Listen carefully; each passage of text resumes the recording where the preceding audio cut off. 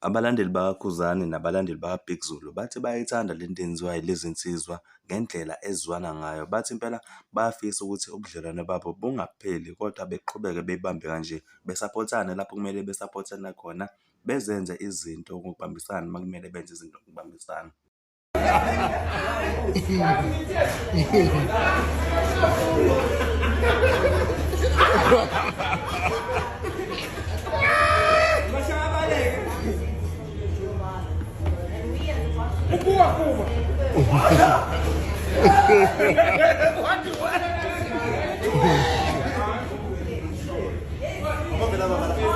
Ezaphazamisa ibubu.